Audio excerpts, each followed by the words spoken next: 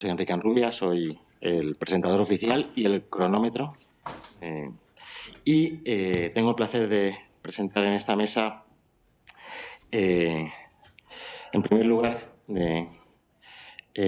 Agustín Domingo Moratalla, que es catedrático de Filosofía Moral de la Universidad de Valencia, secretario de la CP aquí en Valencia. Su producción académica es ingente, toca muchísimos temas. Su último libro yo creo que es Homo Curans, puede ser. Esto es una pruba de que lo que digo es verdad. O sea, su producción es ingente y muy productiva.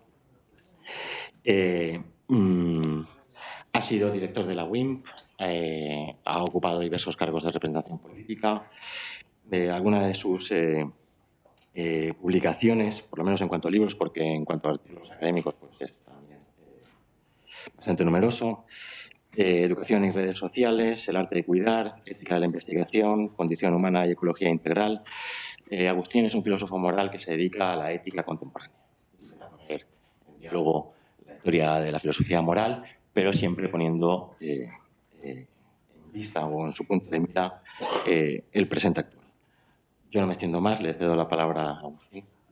Bien, buenos días a todos. Muchas gracias, Enrique. Gracias a CEFAS, a la Universidad Renal Herrera y a Helio, el equipo de CEFAS. También Fernando Cristal y Juan Carlos Valderrama. Cuando me invitaron a participar en estas jornadas, las fronteras del bien común, una perspectiva católica, yo dije, bueno, una perspectiva católica hoy, porque a lo mejor la perspectiva católica no se trata. Me he permitido, puesto que tengo poco tiempo, puesto que tengo muchas cosas que decir y puesto que estamos a primera hora de la mañana y la curva de rendimiento es más elevada, he hecho un pequeño resumen y un pequeño esquema que es el que me voy a permitir trasladarles a ustedes para que, si luego en el coloquio quieren que hacemos, o si a lo largo del día quieren que continuemos la conversación que hemos iniciado, pues lo podamos tener. Por lo tanto, ahí encima en la esquina está el esquema y, por lo tanto, este es el esquema que yo voy a desarrollar. El esquema tiene 10 puntos y voy a plantear, o al menos voy a desarrollar y contar los 10 puntos porque quiero decir muchas cosas, decirlas de forma lo suficientemente clara, porque estamos jugando con fuego. Cuando hablamos de las fronteras del bien común y cuando hablamos del bien común dentro de lo que sería una perspectiva católica, pues bueno, tampoco quiero que me llegue ninguna excomunión, ni por parte de la ACP me abran expediente, porque no estoy en comunión con la Iglesia y, por tanto, prefiero leer lo que he dicho, porque estas son mis palabras. En primer lugar, leo. El concepto de bien común es un concepto fecundo en la historia de la filosofía moral y política. En la perspectiva católica lo seguimos manteniendo porque, en primer lugar, fortalece las tensionadas reflexiones sobre lo bueno, lo legal y lo justo. Si conocen el debate entre liberales comunitarios, entre posmodernos y hermeneutas, es decir, en la filosofía política contemporánea, la mediación entre lo justo y lo legal y lo bueno, es decir, en realidad es un debate apasionante donde entra directamente la pregunta por el bien común. Creo que el bien común es un concepto porque fecunda la imaginación social, actualiza las experiencias de bienes compartidos e inspira un horizonte de esperanza. Este concepto describe la totalidad moral de una razón abierta que afecta a todos los niveles de nuestra vida y a todas las dimensiones del ser humano. Y entra de lleno en lo que vamos a llamar humanismo integral. Una pequeña referencia fundamental. Cuando el Papa Francisco habla de cuidado integral de la creación, se está refiriendo a Pablo VI en el desarrollo integral de la Populorum Progressio y se está refiriendo a Maritain cuando en el 34 y luego en el 36 aparece publicado Humanismo Integral. Es decir, el humanismo integral es un hilo conductor para conocer la matriz filosófica de la que emerge la delimitación del bien común. Segunda idea. El concepto de bien común tiene su fundamento en una antropología relacional. No una antropología cerrada, sustantiva ni aristotélica. Lo nuestro no es el aristotelismo puro y duro y hemos superado al aristotelismo en muchas cuestiones y, por lo tanto, tenemos que hablar de un fundamento en una antropología relacional. Esta antropología relacional se encuentra en el personalismo comunitario y en una comprensión cristiana de la dignidad de la persona como imagen de Dios. En esta dignidad se asientan los derechos, pero a su vez los deberes fundamentales que son condición necesaria para la materialización o realización del bien común. Esta antropología relacional supone un compromiso social y político del que emerge una acción social y política que genera vida comunitaria, es decir, metas compartidas, metas comunes, significados compartidos, vínculos y fórmulas básicas de cuidado o solidaridad. Estas acciones requieren una gestión y administración, lo que entendemos hoy en management como gobernanza política, donde contamos con la categoría de pueblo. Este sería otro debate importante, la relación entre bien común y modo de entender el pueblo. El pueblo, en los textos de Francisco, en la formación de Francisco y en la formación de la doctrina social de la Iglesia, tiene que ser pensado desde la categoría de todos nosotros. Es decir, en esta antropología relacional no estamos hablando del ellos o del tú o del yo, sino que estamos hablando de la constitución del nosotros. En tercer lugar, cuando hablamos del bien común, exige buscar la verdad en la política. Es decir, es una categoría estructuralmente política, pero supone una llamada a cuestiones metafísicas, supone una llamada a cuestiones fundamentales que nos abren al tema de la verdad en la política. Esto nos lleva a la cuestión de la veracidad de los interlocutores que mantienen las acciones, una búsqueda con integridad del bien posible para la vida comunitaria. Cae derrotada la verdad cuando se da por correcto que no hace falta buscar lo realmente bueno y lo justo para el bien común, sino que lo que importa es persuadir a una multitud, llamémosla masa, llamémosla enjambre digital, para ganar el voto. La verdad se pone a prueba en instituciones y escenarios de pluralidad, de ambigüedad, de complejidad y de vulnerabilidad e incertidumbre. Categoría fundamental cuando hablamos del bien común, capacidad de juicio, necesidad de criterio, y aquí hay una palabra de tradición ignaciana fundamental, y es el discernimiento. El discernimiento no es simple ponderación de bienes o simple cálculo utilitarista de bienes. El discernimiento no simplifica las decisiones ni niega las condiciones o tensiones, pero sí pondera los intereses, pondera las perspectivas y nos hace conocer los factores de riesgo. Al mismo tiempo, facilita con el bien común, facilita no confundir algo que es habitual en los discursos políticos, y es la confusión entre ética pública y ética política. Si hay algo habitual en las escuelas de formación política, en el debate político, en la prensa y tal, es esta confusión conceptual y terminológica que en la tradición de la doctrina social de la Iglesia es fundamental, sin embargo, en la vida pública hoy no se mantiene. En cuarto lugar, desde la gran tradición aristotélico-tomista, continuando los desarrollos filosóficos de la hermenéutica filosófica, la ética discursiva y el comunitarismo más personalista, se puede consolidar una tradición católica del bien común que apuesta por una laicidad positiva. Aquí hay un horizonte político importante, nota a pie de página, si a alguien le interesa, ciudadanía activa y religión, donde yo planteo aquí este debate sobre los modos de entender la laicidad desde el punto de vista de la ética. Repito, se puede consolidar una tradición católica del bien común que apueste por una laicidad positiva que reconozca la legitimidad del humanismo cristiano sin exigir, y aquí viene una palabra importante, una sobrecarga cognitiva que no se les exige a otras cosmovisiones anti o postmetafísicas. En el debate público, cuando un católico va a la vida pública, se le exige poco menos que un tratado de metafísica y hacer las paces con toda la historia de la filosofía y la racionalidad para legitimar su palabra en la vida pública. Y aquel que es un ateo como Dios manda, un agnóstico como Dios manda, un increyente con independencia del Dios que tiene, no se le pide ningún tipo de discurso racional. Por lo tanto, aquí hay algo que Habermas, en la conversación que mantuvo con el cardenal Ratzinger en aquel momento, en realidad constató, y es la sobrecarga cognitiva que se exige a la participación católica en la vida. La búsqueda del mayor bien posible requiere una crítica social constructiva, donde siguen siendo fundamentales la tradición aristotélico-tomista, hermenéuticamente actualizada por el personalismo comunitario, que reclama el cultivo de unas prácticas sociales que generan, y aquí viene otro concepto importante, virtudes cívicas. No porque las virtudes sean el camino para la perfección de la ciudadanía arraigada, sino para caminar gradualmente y construir gradualmente ese bien.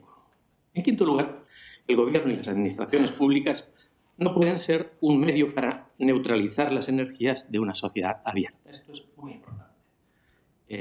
La reflexión ética y política sobre el concepto de bien común nos debería llevar a plantearnos, bueno, ciertamente a discutir con Rawls, pero a discutir sobre cómo entender el papel de las administraciones públicas y cómo entender esa supuesta neutralidad o a veces imparcialidad de las administraciones públicas. El sujeto del bien común es el conjunto de la sociedad en cuyo seno se encuentran los estados y las administraciones públicas. El aprecio por lo público no significa que todo tenga que ser de titularidad pública o que las condiciones del bien común hayan de ser cuidadas y favorecidas por las administraciones públicas.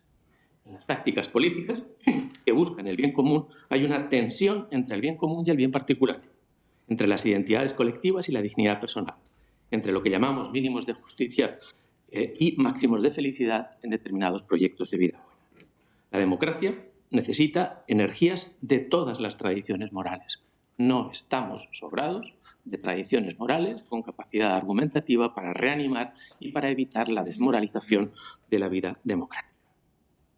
Esa audacia en las prácticas de participación y conversación para ensanchar el discernimiento social y, ciertamente, no como consultas permanentes, no estoy hablando de una democracia participativa, sino como reconstrucción de una cultura de la responsabilidad y de la representación responsable. Sexto punto. Las fuentes samaritanas de la moral cristiana reclaman unos robustos o unas robustas éticas y políticas del cuidado. El cuidado es una virtud que exige coraje en la gestión, en la administración y en la dirección del bien común para hacer frente a una cultura del descarte. Categoría importante en la doctrina social de la Iglesia que, al entrar en diálogo con lo que llamamos la ética social y la propuesta de bien común en la ética social cristiana, realmente somos conscientes de que desde el punto de vista de la digitalización, desde el punto de vista del análisis social y desde el punto de vista de la vida política, realmente hay colectivos, hay personas que a priori están fuera. Y por lo tanto, si hablamos del bien común, esas personas a priori están dentro. Por lo tanto, la reflexión sobre el bien común no es una reflexión sobre el bien de las mayorías, sobre el cálculo utilitarista, ni sobre el bien de los más fuertes. Por lo tanto, ese concepto de cultura del descarte es importante. El cuidado tiene una dimensión institucional, estructural e histórica que interpela al conjunto de la sociedad civil y a la gobernanza política. La política del bien común, a través de la cultura del encuentro y del cuidado, favorece un sano pluralismo que valore y respeta la dignidad de la diferencia y sienta las bases para un pacto político. Ahí, otro tema fundamental, la relación entre el pacto político originario y las estructuras o las estrategias de bien común. Cojamos la tradición de la alianza o cojamos la tradición del contrato, esta idea originaria va a ser importante y habría que recuperarla. Sobre todo, a mí me interesa recuperarla recuperando y releyendo las tradiciones republicanas cuando nos preguntamos, con terminología también de Hannah Arendt, si queremos seguir viviendo juntos y en qué medida hay un origen de la polis cuando nos preguntamos. En la construcción de un pueblo entre todos y con todos, sin descartar a nadie. Punto séptimo. El bien común de los pueblos tiene una dimensión histórica, como un proyecto que atiende de manera especial a los indefensos y vulnerables. En la doctrina social de la Iglesia, más que adaptarse a preferencias individuales o grupales, proporciona criterios. Esta función crítica del concepto de bien común es muy importante en la vida de la Iglesia y en la tradición de la doctrina social. La centralidad del bien común en esta tradición es un criterio. Es un criterio que es, fíjense, económico, social, político e incluso religioso, porque también nos va a ayudar a lo que es el programa o el proyecto ecuménico que pongamos en marcha. Es un criterio para criticar, valga la redundancia, los nacionalismos, cuando se apropian e instrumentalizan el resentimiento de los pueblos, la polarización emocional y la agresividad. Es un criterio para criticar también los populismos, los neoliberalismos o los neolibertarismos, cuando desprecian a los débiles, a los frágiles, a los vulnerables. No es un principio homogéneo, es decir, el principio de bien común no se caracteriza por su homogeneidad conceptual a la hora de definirlo, sino que es complicado. No es un principio homogéneo, ni cognoscible a priori y fácilmente aplicable. Es urgente una comprensión pluralista y, utilizando uno de los modos de entender la analogía antis, es decir, necesitamos una comprensión pluralista y analógica para buscar criterios, y esto es importante, criterios de fundamentación, es decir, para que el bien común pueda inspirar y animar nuestras prácticas políticas, pero también, y esto no es menos importante, para afinar los procedimientos de decisiones públicas. Es decir, está en el nivel de fundamentación y va a estar también en el nivel de aplicación de cara a clarificar y afinar. Punto 8. La Iglesia Católica se presenta como pueblo de Dios universal que se incultura y vive dentro de los pueblos tradiciones. Sin ser absorbida por ninguna de ellas, plantea el universalismo como catolicidad. La ética samaritana supera barreras étnicas y nacionales sin olvidarse del cuidado concreto. Estamos ante un universalismo concreto. Estamos ante un universalismo no abstracto. Si algo caracteriza al debate ético y político del bien común en la vida y la doctrina social de la Iglesia es la concreción, el poner rostro concreto, lo que llamaríamos la encarnación en el rostro del otro, o lo que Levinas llamaría la preocupación por el humanismo del otro hombre en esa terminología. No es abstracto, sino concreto. Es no la existencia heideggeriana, sino el existente en terminología levinasiana. En los contextos de interdependencia mundial como los que nos encontramos, el bien común puede orientar el trabajo de autoridades políticas legitimadas con capacidad real para defender adecuadamente el derecho internacional y promover la paz. Ya para concluir casi, en la era digital, la aplicación y el desarrollo del bien común se pueden desplegar en 3 ámbitos: ámbito cultural, ámbito político y ámbito económico. Una economía orientada al bien común reconoce que no basta la lógica mercantil, necesita la lógica de la vida política y al mismo tiempo la lógica del mercado, Estado y mundo de la vida. Permítanme la licencia filosófica: cuando hablo de cultura hablo de la riqueza que fenomenológica y hermenéuticamente tiene el concepto de mundo de la vida. Lo ponemos separado, pero sabemos que nos estamos refiriendo pues, al ámbito de la vida cotidiana, al ámbito de, podemos decir, es un contraconcepto para delimitar y definir esa importancia que en la vida cotidiana tienen valores, tradiciones y virtudes. El mercado, Estado y mundo de la vida conjuntamente tienen que poner en el centro a la persona. Desde ahí se capta la fuerza de la obligación moral que tienen el principio de destino universal de los bienes y el principio de la opción preferencial por los pobres en la doctrina social de la Iglesia. Una robusta ética del cuidado. Momento de publicidad. Una robusta ética del cuidado reclama una sociedad civil dinámica y un Estado social activo. No digo que tenga que ser este o el modelo europeo que tenemos, estoy hablando de un Estado social activo, comprometido, limitado. Esto es importante, no que haga lo que le dé la gana o quiera, sino que esté limitado legal y moralmente y no intervencionista. Sobre todo, y esto es importante, una economía civil o una economía social de libre mercado basado en principios morales.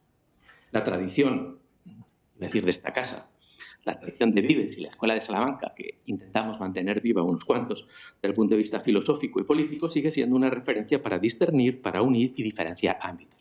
Más aún en los contextos actuales de digitalización e inteligencia artificial, donde necesitaríamos que surgiera una nueva escuela de Salamanca que pensara la dignidad de la persona en contextos de regulación de sistemas de inteligencia artificial. Si ahora mismo Mercado, Vitoria, las casas pudieran reunirse y juntarse, el problema no serían los derechos de los indios. El problema fundamental sería la desaparición de la especie humana y de la vida personal con la implantación de una cultura digital y una instrumentalización, o podríamos decir, un desarrollo de la digitalización incluso en el ámbito de la conciencia, incluso en el ámbito de la dimensión corporal.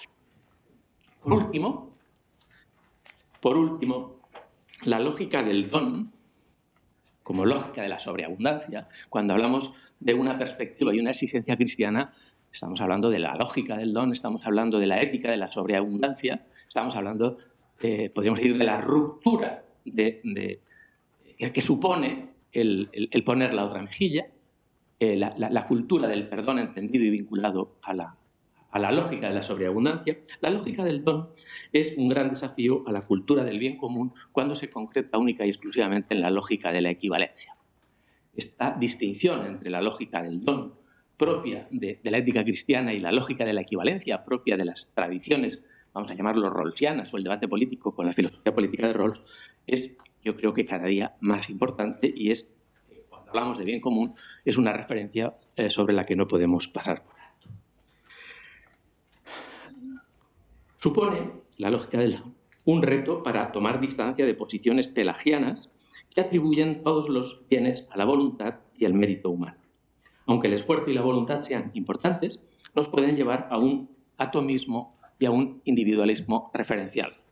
Aquí me remito a las investigaciones de mi compañero Charles Taylor, cuando realmente hace un análisis importante de la cultura moderna y la cultura contemporánea y denuncia ese atomismo o esa atomización que a veces olvida esa dimensión de sobreabundancia, esa dimensión de don, esa dimensión, podríamos decir, macro del enfoque religioso.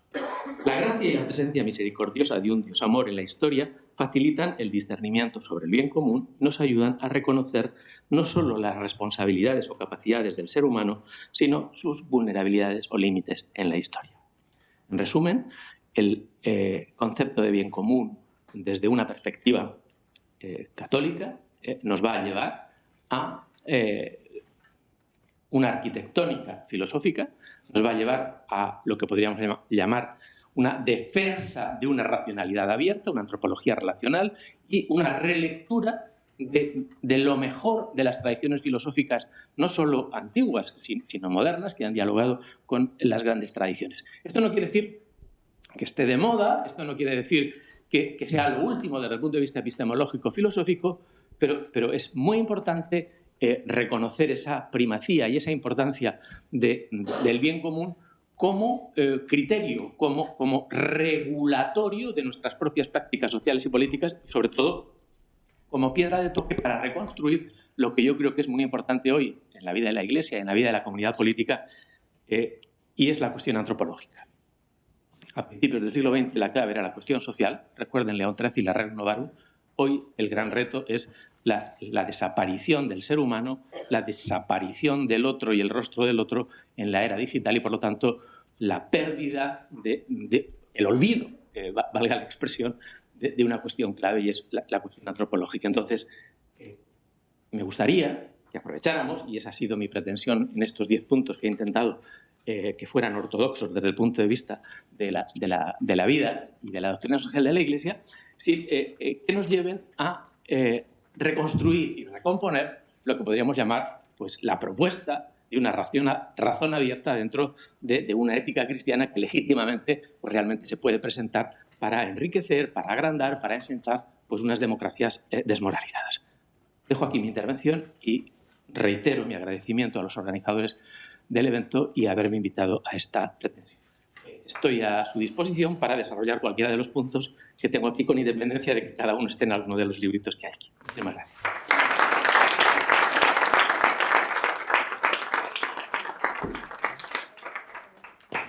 Muy bien, muchas gracias, Agustín. El próximo ponente es Emili Boronat. ¿Esto qué es? Ese es el esquema anterior, porque no lo tenía. No, nosotros no lo tenemos. Perdón. El siguiente ponente, yo no he tenido la ocasión de conocerles. Trabajamos en universidades hermanas, profesor de la Batoliva, yo de la UCH. Y además ha pasado una cosa curiosa. Solo tengo 2 líneas de su currículum. Es profesor de la Batoliva y fue director del Colegio Cardenal Espinola. Pero entonces ha pasado una cosa interesante, y es que cuando uno no tiene líneas que leer, lo que hace es preguntar quién es. Y he preguntado a gente sobre quién era, y me han dicho una cosa que es Pues uno de los mejores piropos que uno puede tener en su carrera docente, y es que es un maestro, que tiene gente que le sigue y que le reconoce como maestro. Vamos, yo no tengo eso. Así se dedica a la pedagogía, tiene varias conferencias en YouTube y varios artículos que pueden seguir. Sin más, Emili. Bueno, muchas gracias por esta amable presentación, pero también hay que advertir a los alumnos que estáis por ahí que hay mucho flautista de Hamelín, que tiene muchos seguidores. Con lo cual, también a los alumnos os invito a discernir a quién hay que escuchar y a quién no hay que escuchar. Bueno, muchas gracias por esta invitación, compartir esta mañana con todos ustedes. Señor rector, señor director de Cefas, queridos profesores, queridos colegas y sobre todo queridos alumnos, en los que casi más he pensado pues para dirigiros estas palabras breves, ¿no? Porque ha de ser breve, media hora como máximo. A ver si lo consigo, porque los profes nos enrollamos. Ahí no son 20, vaya. Bueno, no sigo porque si sigo hablando me cortan más. Bueno, yo voy a disculparme ante don Agustín porque yo voy a ser un poquito más aristotélico. Y esto para los alumnos va bien, porque así perciben que en el seno de esto que llamaríamos la comunidad universitaria y la comunidad católica, también con la razón, pues buscamos la verdad, cuestionamos las cosas, las ponemos en común, discernimos y nos ayudamos en este camino de hacer muy presente en la vida temporal aquello que Dios nos ha dado a conocer y que nos dará con más perfección cuando participemos de la vida sobrenatural. Bueno, yo voy a empezar con una definición de Pío XII. En uno de sus discursos, en concreto un radiomensaje del día, la noche de Navidad, 24 de diciembre de 1942, estamos en plena guerra mundial, en un mensaje que se llama Con sempre.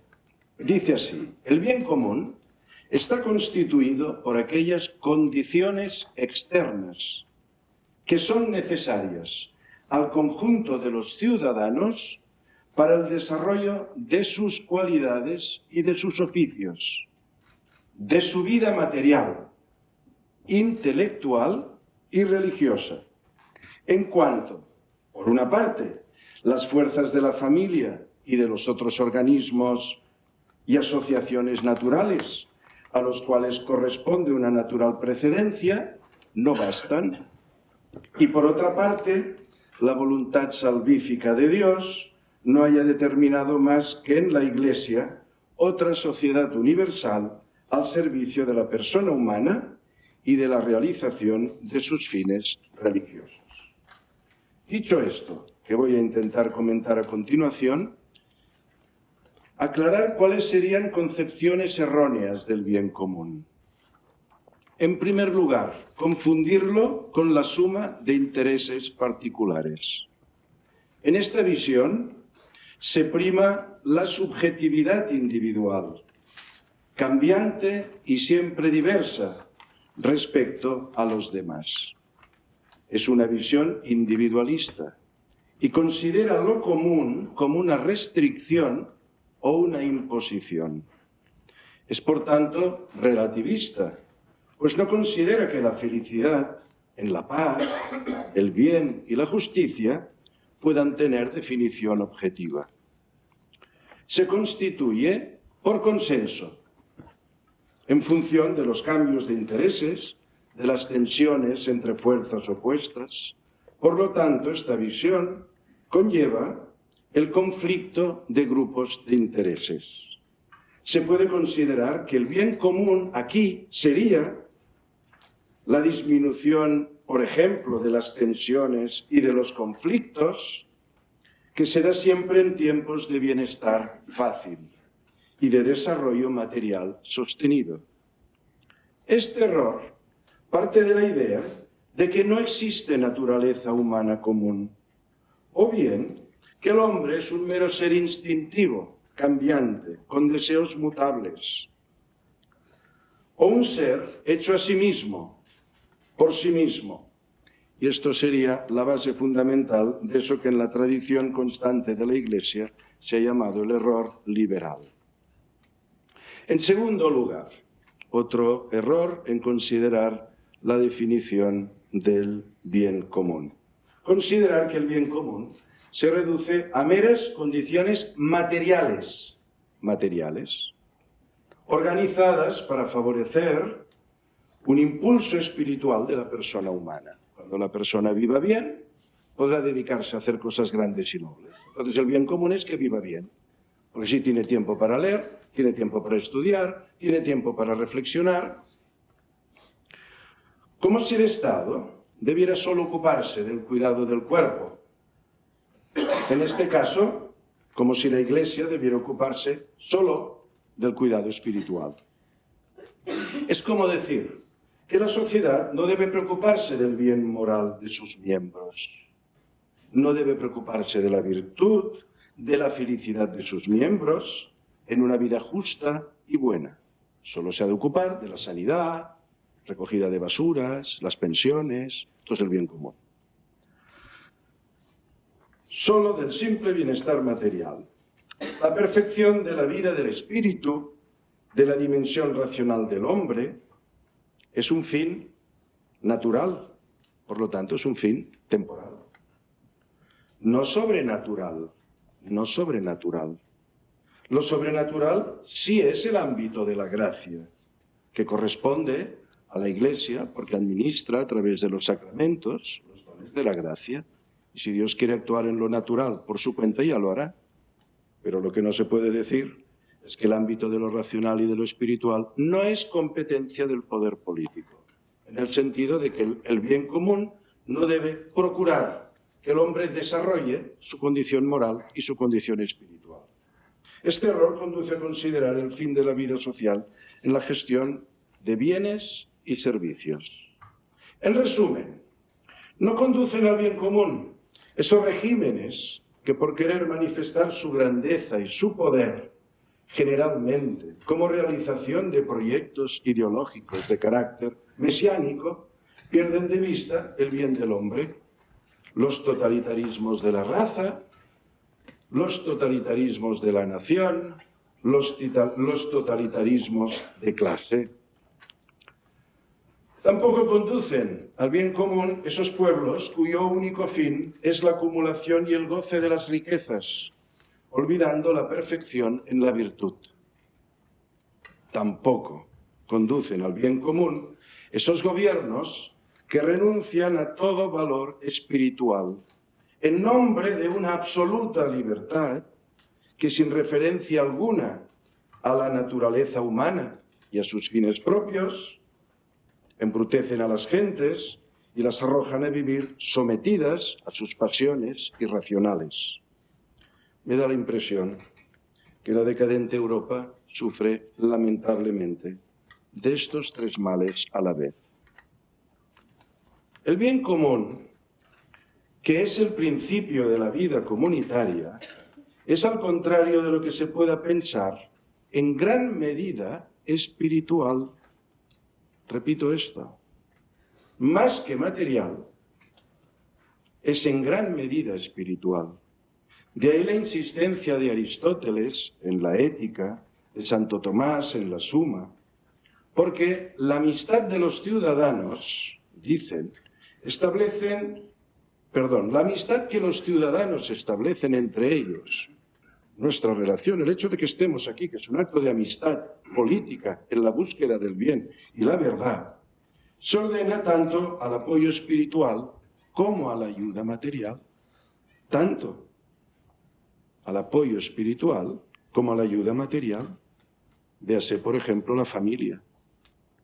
Gravísimo error considerar que la familia sirve solo para el sustento de los hijos, solo.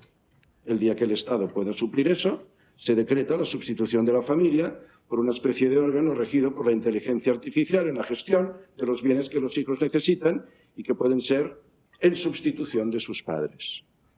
Más bien es al revés. La razón de ser de la vida familiar es más de orden espiritual que no material.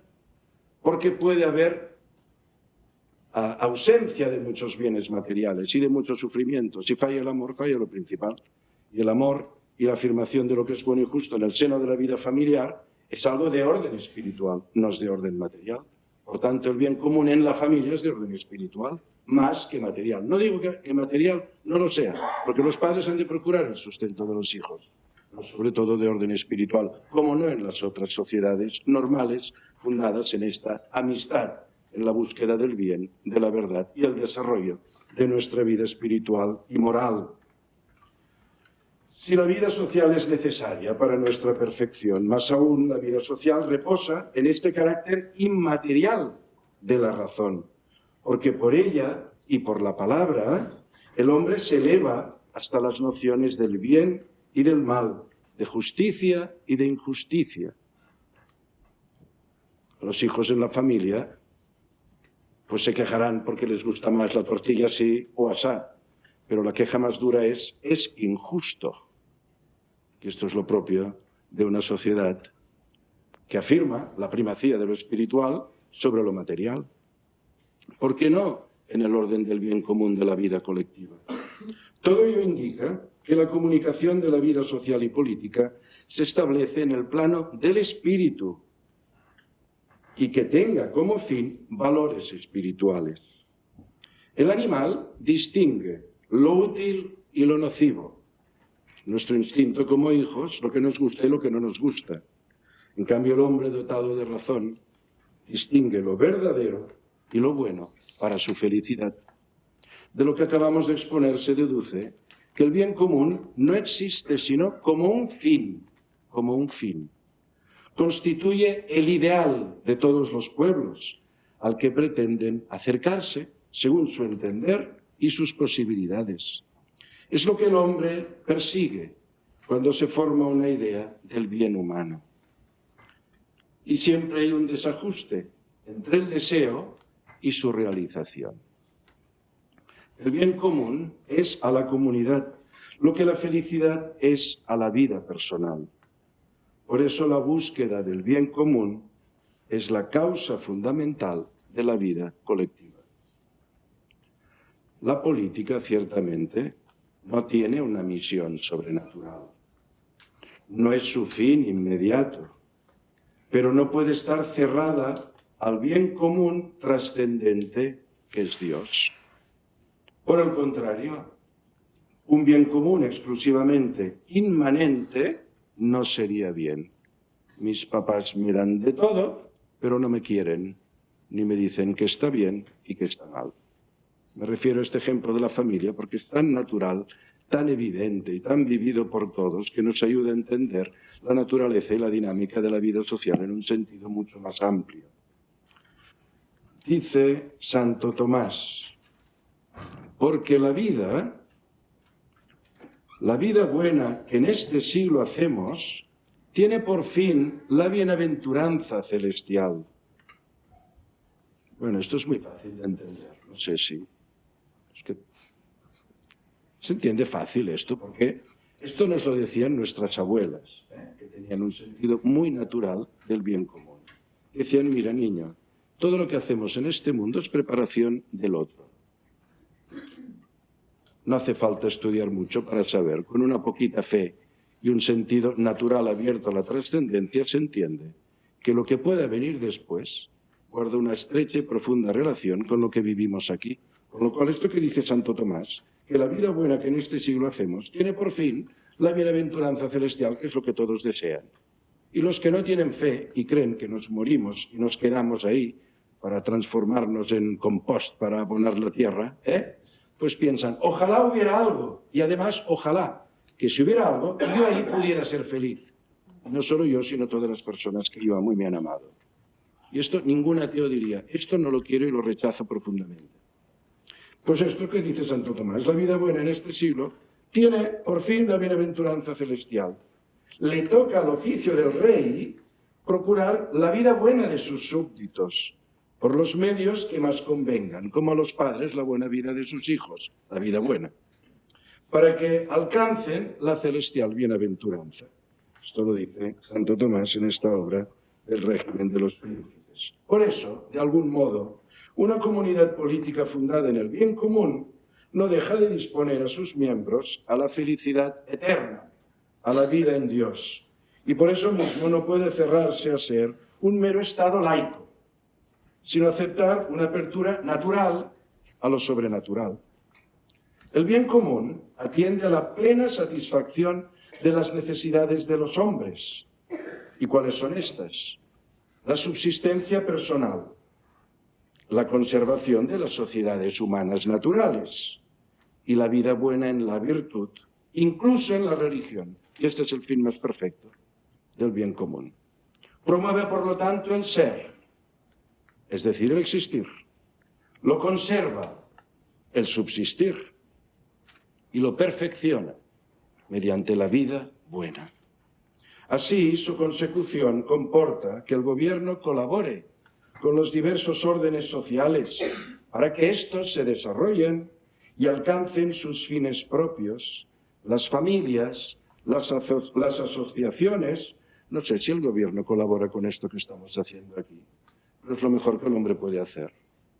Pensar sobre lo que está bien y lo que está mal, y cómo podemos ordenar nuestra vida comunitaria, y cómo poner en relación las esperanzas de nuestra vida personal con las esperanzas que debieran corresponder a la vida comunitaria, a la vida social, a la vida política. Por eso, esto es lo que más debieran favorecer los gobiernos, que los hombres hablemos de lo que es bueno y de lo que es justo. Para ello procura un bien específicamente político, que es la paz. Si el gobierno dice, a estos no les ayudo, porque piensan distintos de cómo piensa el gobierno obra contra la paz, porque la paz es lo primero que se ha de garantizar para que los hombres en su libertad busquen el bien, que es el acto más noble que el hombre puede hacer. Por lo cual murió Sócrates. Por eso remarca Santo Tomás que el buen gobierno a este respecto debe procurar tres cosas indispensables. Primero, que la sociedad esté establecida en la unidad de la paz y no en la división. Que la sociedad, unida con este vínculo, sea dirigida a la práctica del bien, evitando las divisiones internas. Y en tercer lugar, dice Santo Tomás, proveer todo lo indispensable para vivir bien y, conseguido esto, velar por su conservación. La legitimidad del gobernante es precisamente el cumplimiento de esta triple misión. Y esa legitimidad funda así pues la justicia en el gobierno. Su función justa y adecuada es favorecer el progreso en el bien común. Si el bien común es el fin natural al que debe tender la vida social, de ahí se desprende el carácter natural de la legítima autoridad. El buen gobierno favorece que la diversidad se ordene a un principio de unidad, que es la forma de la comunidad.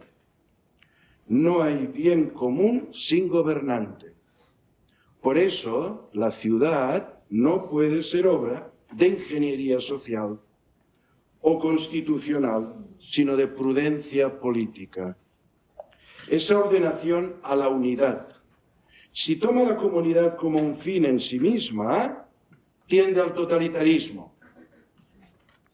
Pero si la unidad se funda en la búsqueda del bien, que escrito en la condición racional y espiritual del hombre ultrapasa las posibilidades temporales, entonces la vida comunitaria percibe en el orden sobrenatural, en Dios, su fin último.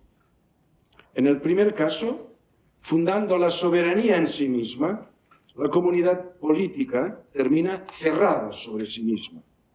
Abierta, en cambio, a los fines últimos del hombre, se libera en la certeza de que su soberanía última reside en Dios, superando así quedar sometida a los caprichos de las masas o de los poderosos.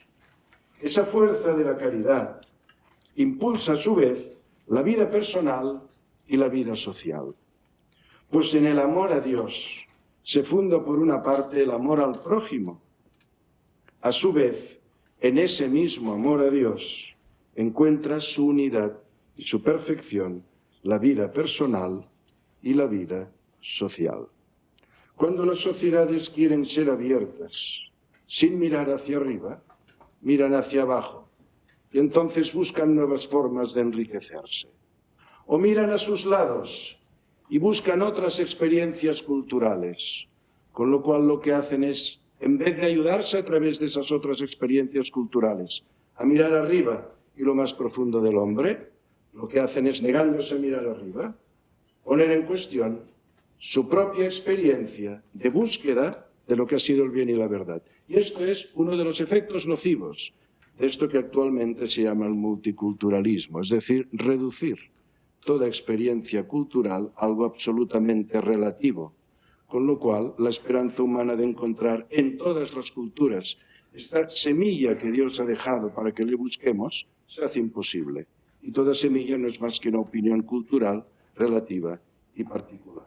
Solo en la búsqueda de aquello que nos trasciende, y eso debiera ser el fin de las sociedades libres, puede el hombre encontrarse a sí mismo, encontrar a su semejante, como signo de esta grandeza que el hombre busca con su corazón y con su razón. Esto debiera fundar el bien común y su construcción en la vida colectiva. Muchas gracias.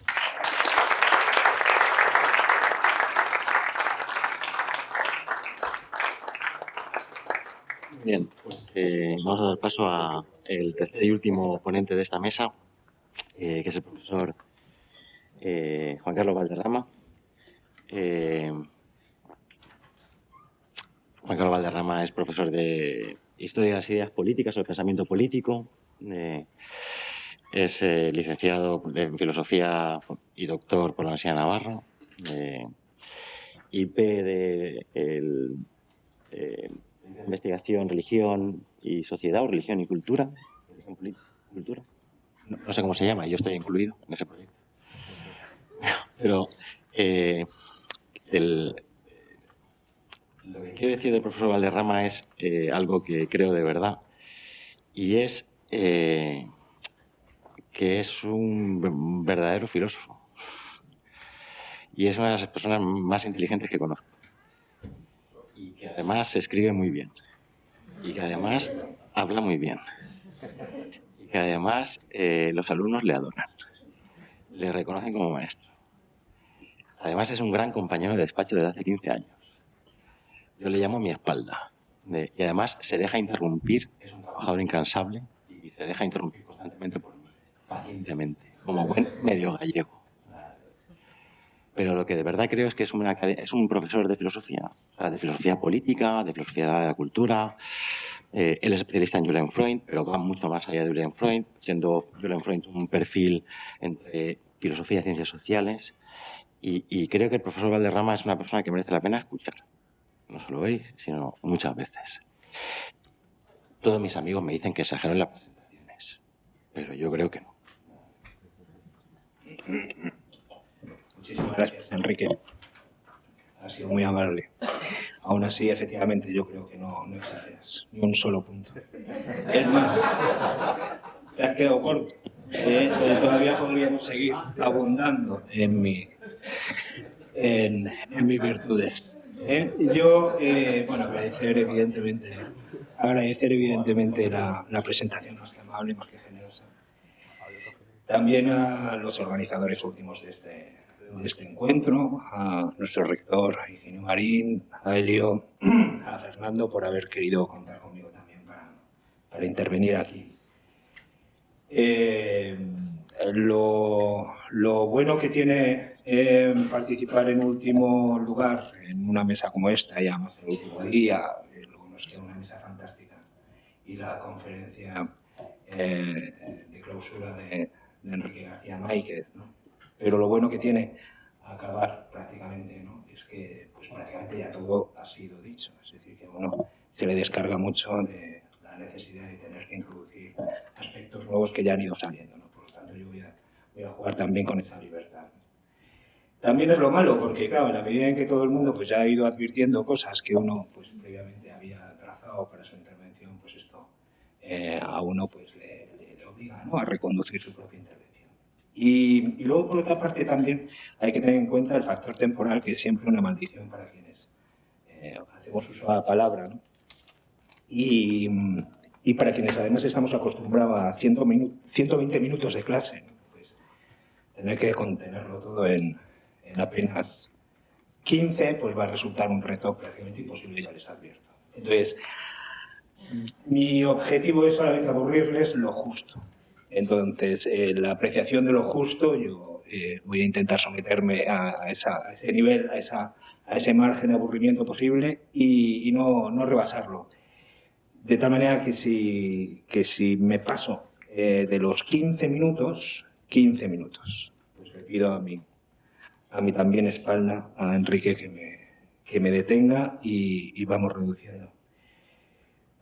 Voy a intentar ser lo más lacónico posible y algunas de las ideas que yo tenía aquí trazadas, pues pasarlas por encima o lanzárselas, ¿no? Siendo muy lapidario, de lanzar lápides, piedras, pues es doloroso, pero aunque sea lapidariamente, pues poder lanzar alguna idea que pueda ser interesante, quizás después también en la discusión, en el coloquio, que es lo más interesante, pues poder verlo más despacio. Entre esas cosas que ya se han advertido, pues también hay una especialmente relevante para el sentido de la intervención que yo voy a tener esta mañana con ustedes. Una de las cosas más valiosas que tenemos en común, hablando de estos bienes comunes, uno de esos bienes más valiosos que tenemos en común, don Julio Borges y yo, es la amistad de sus hijos y una de mis hijas. Entonces eso es un bien precioso que ojalá perdure, ¿no? Pero otro de los bienes que hemos compartido es el tema, porque ayer él estuvo avanzando algunos de los elementos que a mí me gustaría presentarles hoy, ¿no? Me parece que la clave en la que me gustaría a mí centrarme es la necesidad de la confianza como un bien social prioritario para el mantenimiento de las instituciones, que es donde en el fondo pues se recoge todo el orden social. Si les parece, en todo caso, algo les avanzo sobre ese tema y lo haré del siguiente modo. Primero voy a presentar muy someramente un par de dificultades que tenemos ahora con el uso del concepto o de los conceptos que están situados en el título de nuestra mesa. Y luego pasaría a 3 puntos, que sin desarrollarlos exhaustivamente simplemente les presentaré. La primera de las dificultades que nos encontramos, no solamente con el concepto de bien común, que nosotros estamos mirando más de cerca ahora, sino con buena parte de nuestros conceptos prácticos de naturaleza política. En el contexto de esta mesa ya se ha ido situando el razonamiento en torno al magisterio social pontificio también y el desarrollo de lo que el pensamiento cristiano pues ha podido advertir a propósito de los grandes problemas sociales desde mediados finales del siglo XIX hasta el presente. También ahí se deja de ver esta dificultad, que es la situación equívoca, problemática del contenido de muchos de los conceptos de los que hacemos uso ordinariamente. Los conceptos prácticos en el momento presente han experimentado una profunda inflación conceptual, en la medida en que el uso de esos conceptos y sobre todo su desconexión con contextos concretos en los que esos mismos conceptos pudieran adquirir significado, pues se han ido vaciando. El uso ha hecho que estos conceptos perduren, pero que el contenido no sea nada claro. Entre esos conceptos siempre podríamos situar algunos de los que dominan los discursos políticos ordinarios, desde la solidaridad hasta el bien común en el que ahora mismo estamos. ¿Y de qué hablamos cuando hablamos de bien común? Ayer el profesor Heimer pues también se detuvo en esto, ¿no? Es evidente que la singularización de ese concepto, nosotros estamos intentando recoger el fin último al que se dirige una actividad que en todo caso siempre busca promover bienes y fines particulares, ¿no? Se puede hablar de bien común en muchos sentidos, como ayer se advertía. La relación de los conceptos es especialmente peligrosa porque nos obliga a situarnos en un plano de conocimiento sobre lo práctico que sin embargo no es práctico. Y por lo tanto esos conceptos se hacen impracticables, como también ayer advirtió el profesor Culpras. Por lo tanto, esa dificultad me parece que tenemos que contar con ella y estar especialmente precavidos, ¿no? La impracticidad de un concepto para el que no tenemos contextos sociales adecuados que lo hagan realmente operativo, ¿no? El conocimiento sobre lo práctico no es un conocimiento teórico, es un conocimiento que tiene que ser práctico, tiene que estar implicado en el propio desarrollo de la acción. Por lo tanto, siempre se vierte en este caso sobre bienes particulares. Bueno, pues esto es una primera dificultad que conviene tener en cuenta, ¿no? La inflación de los conceptos prácticos a la época contemporánea. ¿Qué está detrás de esa inflación? Bueno, pues hay algunos aspectos, ¿no? Pero uno de ellos fundamental es la ideologización del pensamiento político. Es decir, la presencia de las ideologías como una versión deformada de la realidad política, en la medida en que la priva precisamente de su practicidad, ¿no? Entonces, el fenómeno ideológico que ha gobernado el pensamiento político en los últimos 200 años, podríamos situar incluso en el contexto de la revolución, en este caso, de los procesos intelectuales y políticos de la Inglaterra del siglo XVII, pero donde toma cuerpo, evidentemente, sobre todo es en el continente europeo, ya a finales del XVIII, y sobre todo el desarrollo, la formulación de las grandes ideologías políticas del XIX, que luego se intentan llevar a la práctica de manera fatal a lo largo del siglo XX, ¿no? Todas las ideas políticas que han fraguado los grandes conflictos y que han enconado las posiciones políticas a lo largo del siglo XX han sido ideas políticas cuajadas en el interior de los marcos ideológicos planteados, sobre todo en el contexto del siglo XIX. Esto ha deformado nuestra comprensión también sobre los fenómenos políticos, ¿no? Y nos ha hecho incapaces de comprender cuál es el contenido real de los conceptos de los que hacemos uso ordinariamente cuando nos referimos a estas cuestiones, ¿no? Entonces, este es un problema que tenemos que tener en cuenta y que es relativo también a la primera parte del título de esta mesa general. El segundo problema que se me planteaba a mí con este título es el de la perspectiva católica, que llamamos la perspectiva católica. ¿Cuál es la perspectiva católica? ¿Dónde fijamos nosotros los límites, ¿no? Las fronteras de la perspectiva católica? Evidentemente, lo más inmediato, lo que se nos da de manera más clara, más manifiesta, es someternos a la declaración formal, explícita del magisterio eclesiástico, del magisterio católico, ¿no? Una de cuyas partes es efectivamente la doctrina social de la Iglesia. Se reduce la perspectiva católica a la doctrina social de la Iglesia. Se reduce la perspectiva católica al magisterio eclesiástico en general. La doctrina social de la Iglesia tiene un nacimiento concreto, provocado también por el desarrollo de determinados problemas de naturaleza técnico-productiva, fundamentalmente, que luego salpican al orden social, al orden político, al orden jurídico, y que tienen implicaciones morales. Eso es la cuestión social, es la cuestión obrera. Cuando los hombres del siglo XIX utilizaban la expresión cuestión social, no se estaban refiriendo, por ejemplo, en el contexto de España, a la cuestión de los obreros, ¿no? El otro día teníamos la gran suerte de hablar sobre Jaime Balmes en Barcelona, que fue una oportunidad deliciosa también de estar en esa ciudad. Y Jaime Balmes, ahí, en la primera mitad del siglo XIX, en los años 40, con una mirada puesta a lo que sucede en Inglaterra y lo que sucede también, se está esforzando, se está desarrollando poco a poco en la Cataluña, ¿no? En la Cataluña de su momento, pues está muy atento al desarrollo de esa cuestión social. Pero cuando en España, por ejemplo, se habla de la cuestión social en el siglo XIX, no se referían al problema obrero. La cuestión social era la cuestión religiosa. Y a ella se referían con esa denominación. La cuestión social empieza a ser la cuestión obrera en la segunda mitad del siglo XIX, ¿no? Con el desarrollo de industrialización. Es ahí donde se formula la doctrina social de la Iglesia, etc. Bueno, cuando hablamos de la perspectiva católica, nos estamos situando en el contexto, por lo tanto, de los pronunciamientos oficiales del magisterio eclesiástico a propósito del desarrollo de la cuestión social. Pues estamos hablando también de una cuestión más amplia, de una perspectiva más amplia, ¿no?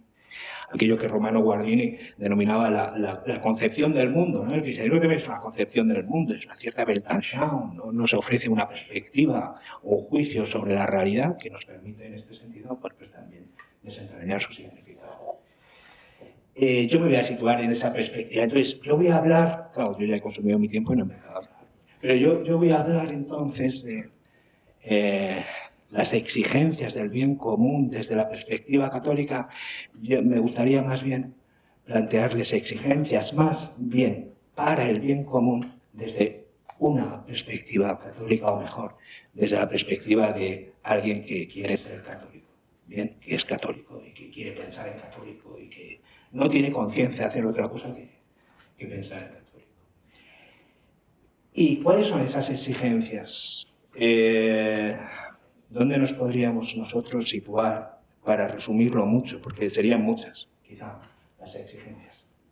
A mí se me ocurre que serían 3 exigencias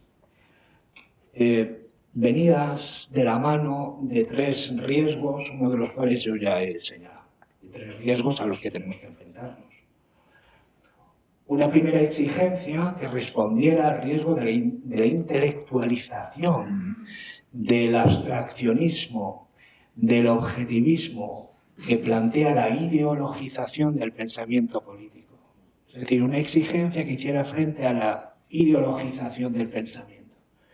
¿Y cuál sería esa exigencia? Es fundamentalmente algo que corresponde muy de lleno al pensamiento católico, que es el instinto de realidad. Instinto de realidad. No hay cristianismo sin realidad. Lo específico del cristianismo es la capacidad que ha tenido de impregnar, dice Christopher Dawson en una de sus obras, ¿no?, de preñar la historia, de preñar la realidad física, material, de impregnarla, ¿no? Y eso es lo más específico del cristianismo, algo que solo es posible en el contexto de una fe en un Dios que no solamente ha intervenido en la historia, sino que se ha hecho historia, que ha tomado cuerpo en la historia, ¿no? Y en este sentido que ha hecho uso del tiempo que le era disponible al ser humano. El instinto de realidad, por una parte, y por lo tanto concreción frente al objetivismo de naturaleza fundamentalmente intelectualista propia de las ideologías. Segundo riesgo que a mí me parece que sería necesario también enfrentar, y por lo tanto una nueva exigencia. El riesgo sería la reducción del cristianismo, que es el contexto en el que nosotros estamos situando estas intervenciones, la reducción del cristianismo a una instancia de legitimación de un statu quo, es decir, una instancia ética, como la única manera de legitimación de la propuesta cristiana, en un contexto plural de interpretaciones en el que no podemos dar por supuesto, es más, conviene dar por supuesto lo contrario, que todos compartimos la misma cosmovisión. No convergentes todos nosotros en la misma interpretación del mundo, solo cabía una fórmula de legitimación de la perspectiva cristiana que sería mediante la formulación de una ética que pudiera plantearse con carácter universal. Esto me parece que es atentar contra lo más genuino del cristianismo. Y la exigencia que en este sentido se nos puede presentar en este punto para hacer frente a esa dificultad sería la de devolver lo específico del cristianismo al orden social. Es decir, la propuesta de lo sagrado, la introducción de un referente sagrado en el orden social. Esto se puede plantear. ¿De qué manera se puede plantear? Bueno, pues yo tenía una lectura al respecto, pero que les voy a ahorrar para no consumir su tiempo, ¿no? Pero me parece que es esencial. Luego, si es posible, les comento. Y tercer riesgo, el riesgo del nihilismo, el riesgo de dar por hecho que no cabe converger en torno a una verdad, a un sentido común, a la participación en los mismos referentes significativos. Propio de una sociedad que algunos sociólogos han denominado pluralista en un sentido muy específico. Pluralistas son nuestras sociedades no solamente porque existan muchas posibilidades de elección, sino porque al mismo tiempo que se nos multiplican las posibilidades de elección, no disponemos de criterios efectivos que nos permitan tomar una decisión acerca de esas alternativas, de esas distintas posibilidades. Eso es lo traumático, de alguna manera, de las sociedades pluralistas. No simplemente incrementan el espacio de libertad de elección de los individuos que viven en esas sociedades, sino que la hacen enormemente problemática e incluso, en algunos casos, crítica, ¿no? Permite la propagación de crisis individuales, pero también sociales de sentido. Frente al riesgo de la anomia, frente al riesgo del nihilismo, frente al riesgo, en este sentido, del desdibujamiento de referentes significativos compartidos como un elemento sustancial del bien común social, que es lo que puede, en este sentido, una perspectiva católica también proponer. Evidentemente, en términos generales, la reivindicación de la verdad podría ser una primera aproximación, la reivindicación de la verdad. La verdad como un valor que hay que poner, en este sentido, en vigor en el orden social. Pero no estamos hablando de la verdad en clave puramente epistemológica, objetiva, teórica, porque eso significaría poco también desde el punto de vista práctico. De la verdad de la que se trata en este sentido es de la verdad de la acción. Y la verdad de la acción nosotros la encontramos sobre todo en el tejido del orden institucional. Es decir, tiene que ver con el instinto de realidad del que comentaba también el primer punto, ¿no? La reivindicación de las instituciones como el depósito de conocimiento, como el depósito de experiencia en torno al cual pueden converger las voluntades de los hombres. Cuando hablamos de bien común no estamos refiriéndonos a un término abstracto. Cuando hablamos de bien común nos referimos a esos bienes concretos, institucionalizados o institucionalizables, en torno a los cuales pueden converger voluntades diferentes de los individuos dentro de sus propios espacios de relación social. Bueno, pues la defensa de las instituciones es clave también. En este sentido, cuando hablamos de bien común, no es simplemente un precepto o un principio moral de carácter axiológico, general, abstracto, sino un principio práctico que programa eficazmente nuestros comportamientos, que les da pautas, que los codifica, ¿no? Pero al mismo tiempo los orienta, les da un sentido, nos permiten vivir la realidad significativamente. Es decir, nos permiten vivir la realidad de acuerdo con un sentido. Decía en 1940 en un librito delicioso, Ortega y Gasset, ¿no? Que algunos habrán leído, las ideas, lo expresa él muy bien con ese carácter fenomenológico propio de su filosofía. Las ideas se tienen, son ocurrencias, ¿no?, que nosotros tenemos. Las ideas se tienen, pero en las creencias se está. La reivindicación del valor del papel de las creencias en la articulación de la vida social es fundamental. No creencias en clave epistemológica, general, cognitiva, sino las creencias que regulan nuestros comportamientos en la práctica a través de las instituciones. En la familia, en la escuela, en la iglesia, en la empresa, en el orden social, no solamente se están poniendo de manifiesto ciertas estrategias para el logro de ciertos fines, ciertos procedimientos para el alcance de ciertos objetivos, no se están poniendo de manifiesto simplemente programas de acción en los que efectivamente convergemos, en la medida en que nos son comunes, ¿no? Son protocolos de acción que todos, en este sentido, compartimos, sino también ideas, significados, ¿no?, referentes en los que igualmente convergemos. La reivindicación, por lo tanto, de la verdad, tal y como se concreta, tal y como se encarna, tal y como impregna el orden de las instituciones. Como es imposible que yo ahora necesitaría por lo menos 3 o 4 horas más, esto lo exponga con detalle, permítanme en todo caso centrarme en uno de los elementos nada más, de los 3 que les indicaba, ¿no?, que es el relativo a la presencia de lo sagrado en el espacio público.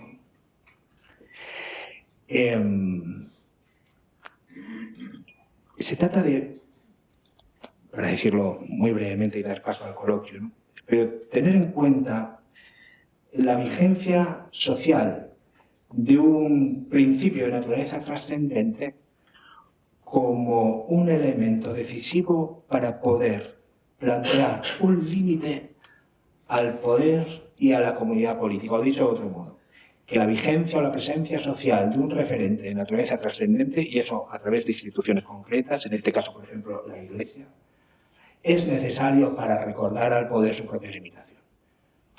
Cuando esa limitación se le ofrece desde esa instancia externa al propio poder, entonces el poder tiene el camino allanado para su propia absolutización.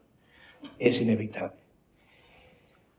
En el momento del colapso definitivo del imperio, cuando el gradual desgaste de las estructuras imperiales estaban ya haciendo mella, ¿no?, en el orden, sobre todo occidental, se fue popularizando, esto algunos de mis alumnos ya lo saben, ¿no?, pero se fue popularizando en el contexto occidente un nuevo estilo de vida, la adopción de formas de vida que habían nacido fuera de Occidente, que se habían desarrollado sobre todo en el contexto oriental, ¿no?, en Egipto, en Siria, que son las formas de vida monacales no eremíticas, que es lo que se siente especialmente en Occidente frente a la tendencia generalizada en Oriente, ¿no?, del eremitismo como forma de vida de máxima perfección posible para el hombre dentro de la historia, no como un escape radical y una lucha cuerpo a cuerpo contra el mal, ¿no?, de manera absolutamente excepcional, sin regla,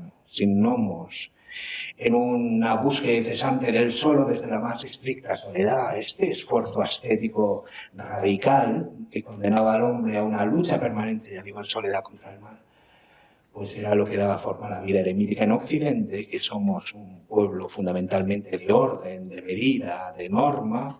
Esto no acabó de cuajar con tanto éxito como en la franja oriental del antiguo imperio. Aquí, sobre todo, se adoptó la fórmula cenobítica, que a través de múltiples ramificaciones que no vienen al caso. Un autor, en este caso, del contexto bizantino, que se llama Cirilo Escitópolis, esto lo resumió de una manera maravillosa. Dijo: en el desierto en el que se habían convertido las ciudades, fueron los monjes a fundar un nuevo modelo de ciudad. Aquellas ciudades del antiguo régimen que habían quedado desertificadas por el propio proceso de degeneración, de corrupción, de pérdida del modelo civilizatorio del antiguo orden romano, había sido reemplazado por un nuevo modelo de ciudad, que era el cenobio, koinos bios, una vida en común que mediante la adopción de una nueva regla configuraba un nuevo principio civilizatorio, que es lo que luego se vino a llamar con el tiempo cristiandad. Esta presencia de lo eterno en el tiempo, esta presencia de la Iglesia en el orden civilizatorio medieval fue esencial para el mantenimiento como dos instancias al mismo tiempo ligadas pero distintas del poder político y la autoritas eclesiástica. Dos principios que no entran en contradicción lógica en un sentido dualista, en un sentido antagónico radical. Dos principios unidos en un orden común, pero distintos y por lo tanto un límite respecto al otro. Si no estuvieran unidos en un mundo común, ambos no podrían oponerse, no habría diálogo posible, habría simplemente pugna, lucha, antítesis radical entre ambos. Pero era complementariedad en la medida en que existía un cosmos único para ambos, autoritas pontificia y el poder real, la carta, en el siglo V también del Papa San Gelasio al emperador Anastasio es muy emblemática al respecto, ¿no? Dos son los principios soberano emperador sobre los que descansa el orden de este mundo, desde un mundo que nos es común al emperador y a la Iglesia. La sagrada autoridad de los pontífices y el poder de los reyes, o en este caso el poder del emperador. La cristiandad se sostiene sobre la detectación de esa comunidad de dos principios diferentes que se recuerdan mutuamente su propia limitación jurisdiccional. Hoy no estamos en la época de la cristiandad. Chantal del Sol escribió un libro fantástico precisamente sobre su propia lectura del fin de la cristiandad, que así se titula, El fin de la cristiandad. Muy discutible a mi modo de ver en algunos puntos, pero en todo caso es cierto, hoy no compartimos ese mundo común que permite la distinción al mismo tiempo la complementariedad de los dos principios. En un universo, en un mundo como el nuestro, profundamente secularizado, pluralista, donde los referentes religiosos tampoco coinciden, ¿se puede plantear entonces la posibilidad de una vigencia, un principio de carácter trascendente que le recuerda al poder y a la comunidad política su propia relatividad, su propio límite? Se puede plantear. Se puede plantear precisamente porque es necesario introducir un principio semejante para que el poder no degenere por exceso, como una garantía incluso para el propio poder. Cuando el poder se excede, no solamente nos encontramos con un exceso de poder, sino por el contrario, con un vaciamiento de su significado, es decir, con menos poder, con menos politicidad en ese poder, ¿no? Arriesga, compromete su propia politicidad. Esto es un reto que ahora mismo tienen muchos, ¿no? En el proceso de, por ejemplo, se da por hecho, y me callo ya, Enrique, no te veas forzado a obligarme,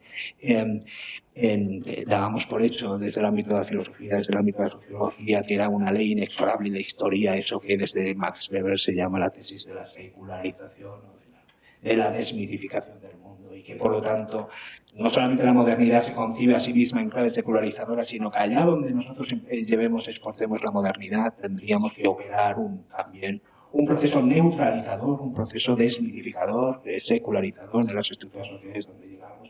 Los hechos han demostrado que no era así. Algunos incluso que basaban su interpretación sobre la discusión pública, como pueda ser Habermas, precisamente en el hecho de la neutralización del factor religioso, de eso que John Rawls llama las morales omnicomprensivas, ¿no? que debemos poner entre paréntesis precisamente en un contexto de pluralidad de referentes, ¿no? y de pluralidad de perspectivas religiosas, ¿no? Hoy, sin embargo, mantienen todo lo contrario, ¿no? La fecundidad incluso de ese referente trascendente como una clave decisiva para la correcta interpretación de fenómenos sociales con independencia de las descripciones individuales de los sujetos. No se trata de que todos compartamos quizá la misma religión. Eso es algo que no depende de nosotros, depende de otro, pero no de nosotros, sino de que al menos la presencia social de ese referente tenga vigencia, tenga eficacia también en el dominio práctico. Bien, eso es un tema a discutir. Los trabajos, ya digo, en el ámbito de la sociología sobre la secularización y lo que ahora llaman la desecularización, la reintroducción del factor religioso, apunta en esa dirección en la medida en que en los próximos años parece que nos vamos a enfrentar a una resignificación de lo religioso en el espacio público, en el ámbito del derecho, en el ámbito del examen de las instituciones, en el ámbito de la política, en el ámbito de la economía. Aquello que habíamos puesto entre paréntesis y que era neutralizado por la eficacia neutralizadora del Estado, ahora, sin embargo, nos vuelve a entrar en escena como un elemento decisivo para salvar incluso el propio Estado, para salvar incluso las propias estructuras políticas con las que nos identifican. Simplemente advertirlo, darles las gracias por su paciencia y si nos da tiempo, tendrá la ocasión también de discutir lo que ustedes deseen. Muchas gracias.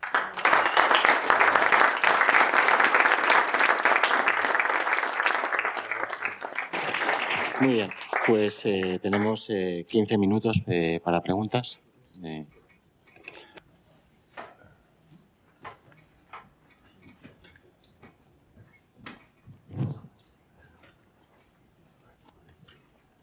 Muchas gracias a todos. Mi pregunta es para Agustín. En el punto 6 ha hablado usted de que la política del bien común favorece al sano pluralismo. ¿Cree usted que con las religiones y culturas que se están importando a Occidente es posible este sano pluralismo o son incompatibles con el bien común? Cuando has dicho religiones y culturas que se están importando, bien, yo creo que en este contexto de globalización realmente hay una comunicación de tradiciones religiosas de Oriente que vienen a Occidente y demás, pero en realidad hay un concepto normativo de pluralismo, hay un concepto descriptivo de pluralismo, es decir, yo planteo el concepto de pluralismo y pido, es decir, estoy refiriéndome al espacio público en general y el pluralismo como principio normativo que regula, podríamos decir, no da igual cualquier tipo de propuesta, no da igual cualquier tipo de tradición y entonces en lo que sería el debate público, en los espacios públicos educativos es importante articular podríamos decir, las reglas de juego donde necesitamos un consenso para el disenso. Acordaos lo que pasó en la Constitución española, realmente decimos es la Constitución del consenso, pero en realidad es la Constitución del consenso para el disenso. Es decir, es lo que hace posible, sin ese mínimo consenso, sin un mínimo concepto normativo de pluralismo, va a ser difícil que haya pluralidad de perspectivas o que pueda haber, podríamos decir, un juego, de tal forma que cuando yo hablo de pluralismo político me estoy refiriendo fundamentalmente a mínimas reglas de juego que hacen posible pues, la pluralidad de enfoques o la pluralidad de cosmovisiones en el debate político, ¿no?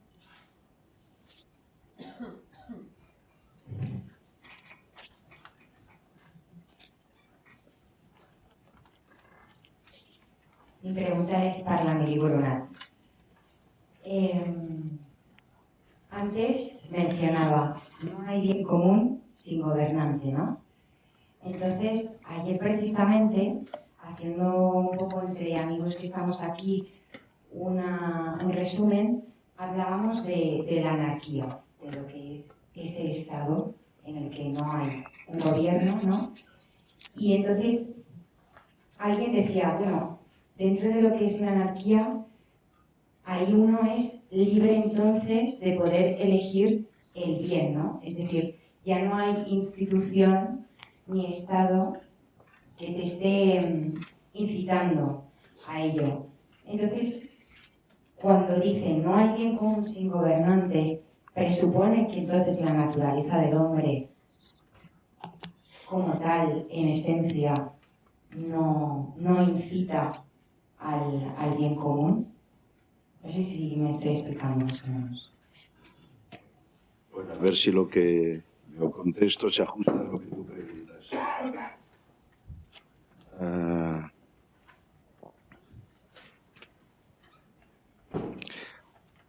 A mí me da la impresión que las dudas que el hombre ha generado sobre la necesidad, la conveniencia o la legitimidad de cierta forma de autoridad se debe a que toda nuestra cultura moderna y contemporánea está fundada en en una desnaturalización del concepto mismo de naturaleza.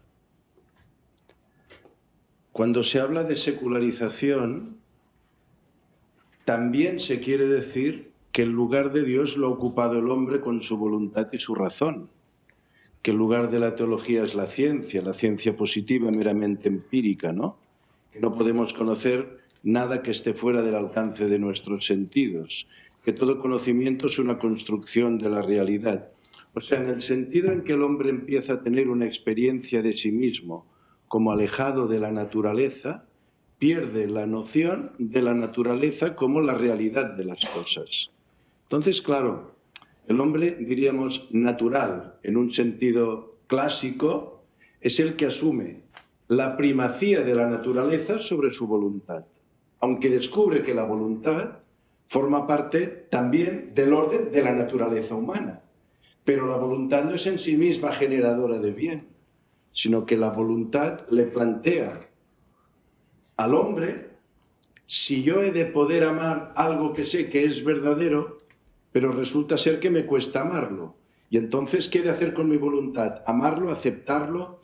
Lo digo porque en el momento en que el hombre empieza a sospechar que la realidad no es un dato, que no hay un orden natural en nada, entonces la voluntad viene a suplir. Pero claro, en este proceso de desnaturalización del hombre y de la comprensión de su propia vida y de la realidad, también existe un paso de la... Primero, negamos a Dios para exaltar la razón. La razón, vuelta impotente, se sustituye por la voluntad. Cuando no hay razón, hay voluntad de poder. Cuando al final la voluntad de poder se confunde con el instinto y el deseo, entonces se justifica que pueda existir o se desea que exista un orden sin orden, consistente en que el deseo de cada cual tenga primacía sobre una realidad que ni conocemos ni un bien que podemos afirmar. No sé si con esto... O sea, diríamos, todo el itinerario de la cultura occidental es de la muerte de Dios a la muerte de la razón, de la muerte de la razón a la desfiguración de la voluntad, de la sustitución por una idea de hombre meramente instintivo.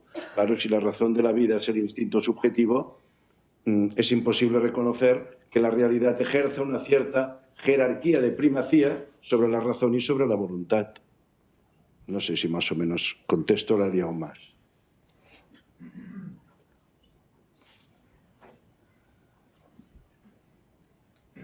Muchas gracias por estas presentaciones muy interesantes. Quería hacer una observación, igual una pequeña cita y una pregunta. La observación es que titulamos este panel Una perspectiva católica, pero claramente, por lo menos, tenemos más que una aquí. Y noté que Agustín empezó citando Papa Francisco, Emil empezó citando Pío XII. Y podemos ver bastante claramente las diferencias entre estas dos perspectivas son más o menos la diferencia que ya ahora hago la cita entre mi mentor Russell Hittinger, que quiero avisar a todos que, bueno, él llama la época leonina, entonces la primera época de la doctrina social, representado por León XIII hasta Pío XII, y luego la época johanina, bla, bla, bla, representado aquí por Agustín y por... Entonces, y él señala que estas perspectivas son para nada, igual son compatibles, pero no son para nada lo mismo. Entonces, decimos que hay una perspectiva católica, es un poco... Y quiero recomendaros para todos el nombre de mi querido mentor Hittinger. La cosa que creo es la mejor interpretación del sentido más práctico, como dice Juan Carlos, que ha sido escrito, por lo menos en inglés, que se llama... La coherencia de los principios básicos de la doctrina social. Es un ensayo del 2008, por ahí.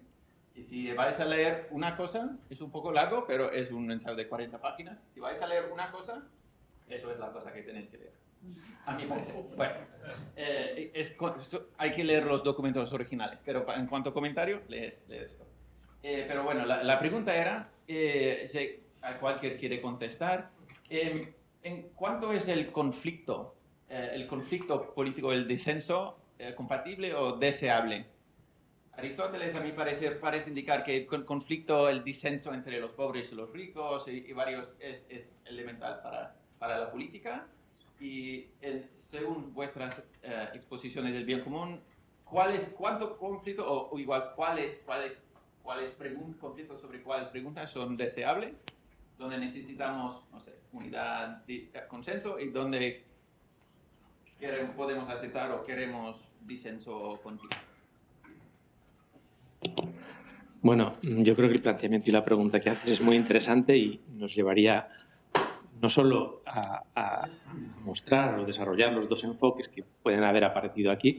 Yo no creo que hayan aparecido dos enfoques distintos. Hay una hermenéutica de la continuidad importante y, por lo tanto, si leemos los textos de Francisco, de Juan Pablo II, de Benedicto XVI y el Vaticano II, es decir, otra cosa es que, digamos, cuestionamos radicalmente el diálogo que la Iglesia en el siglo XX ha mantenido con la modernidad y la superación, la transformación con determinado tipo de planteamientos de carácter filosófico, y podríamos decir, ponemos entre paréntesis, hacemos epogé de ese diálogo que se ha mantenido con la filosofía y el pensamiento moderno, y por lo tanto somos nostálgicos de otro modo de entender la razón, de otro modo de entender la ciencia y otro modo de entender la naturaleza. Es decir, yo creo que es importante, al menos a mí me interesa, recuperar un concepto de bien común potente desde el punto de vista social y político, hacerlo dentro de lo que sería la tradición de la Iglesia y aplicando una lectura donde es muy importante para mí una hermenéutica de la continuidad. Tú puedes aplicar, o tu mentor puede aplicar la hermenéutica de la discontinuidad, pero realmente entonces tendríamos que establecer los límites, tendríamos que establecer las fronteras, y por qué decir que uno sí y otro no, pero en realidad vamos a encontrarnos con el fenómeno Vaticano II, el Concilio Vaticano II, y podríamos decir el concepto de modernidad con el que estamos trabajando, o bien uno o bien otro, y la posible superación o no superación de ese concepto. Pero eso nos llevaría a profundizar, podríamos decir, en otros debates filosóficos, y no solo el del bien común, sino pues cómo la Iglesia ha ido leyendo e interpretando los signos de los tiempos. Entonces, la doctrina social de la Iglesia, en este caso, pues la del Papa Francisco, Benedicto XVI o Juan Pablo II, o incluso el Vaticano II, realmente no podemos decir que en realidad no haya dialogado, no haya contrastado, no haya estado abierta a la ciencia, a la investigación, a lo que podríamos llamar todo lo bueno que pueda existir y pueda darse en otro tipo de propuestas de carácter humanista. Entonces, yo creo que al menos para mí es más importante la hermenéutica de la continuidad que la de la discontinuidad, y yo discutiría el planteamiento de ese enfoque. Tú has visto uno Pío XII y otro el Papa Francisco, pero yo creo que si empezamos a rascar desde el punto de vista histórico y a reconstruir históricamente, probablemente sea más importante la hermenéutica de la continuidad que la discontinuidad del planteamiento que ha hecho él y en el que he hecho yo. Es decir, yo te puedo coger textos del Papa Francisco, y depende de la época en la que nos encontremos, donde cita este tipo de planteamientos del bien común y la recuperación de estas cuestiones. Entonces, quizá ya sea un nivel más académico, más técnico, ¿no? Tenemos dos últimas preguntas, Domingo y luego Jaime, y yo creo que tenemos tiempo para un café que pueden abordar y exaltar a los ponentes, porque además tiene que ir. Yo os pido que me disculpéis, tengo a las 12 menos cuarto otra conferencia y entonces tengo que ir. Os dejo. Si hay alguna pregunta, yo me comprometo a responder desde el punto de vista de correo electrónico o luego después, pero os dejo. Muchas gracias.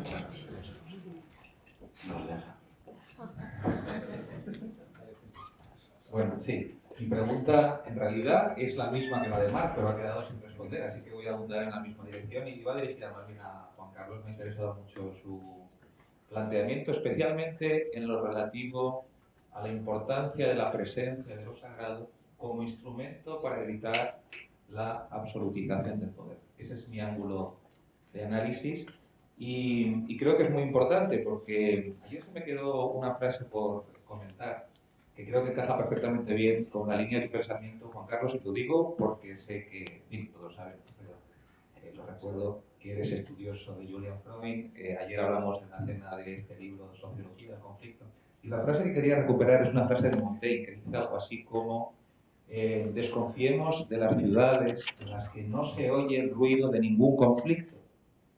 En ellas no está lejos la tiranía.